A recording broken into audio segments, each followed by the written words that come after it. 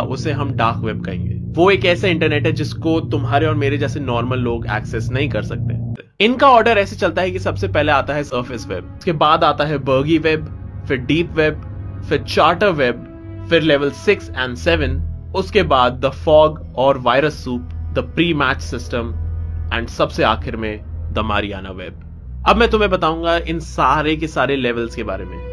Surface web में तुम्हें explain कर ही चुका हूं। सरफेस वेब के बाद आता है the Bargi web. Bargi web is the second level after surface web. Bargi web को हम एक्सेस कर सकते हैं टॉर ब्राउजर जैसे ब्राउजर्स को यूज करके।